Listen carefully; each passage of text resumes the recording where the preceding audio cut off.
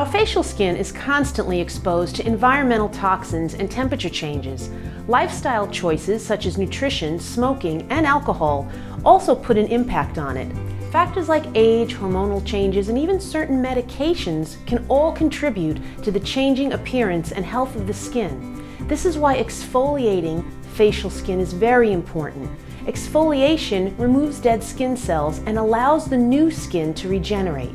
It keeps the skin clear and radiant by improving circulation and detoxifying the skin. We're going to make an aromatherapy scrub that can be used as an excellent exfoliant. It removes the oils from the surface of the skin and helps to replenish, moisture, rejuvenate, and hydrate damaged skin.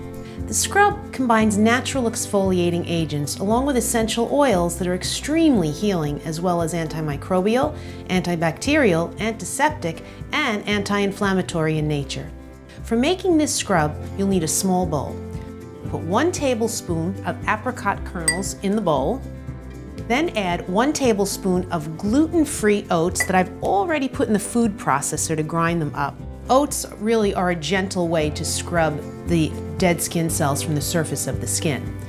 Now you'll take a tablespoon of aloe vera gel and then a tablespoon of castile soap. Make sure it's natural, pure castile soap. Add 1 drop of palma rosa oil.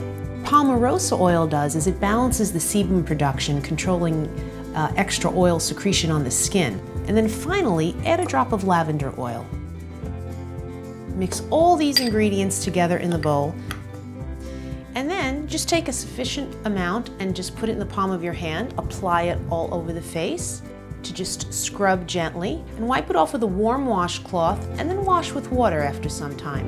Now, don't scrub it too hard, and make sure you apply a toner followed by a moisturizer immediately after scrubbing.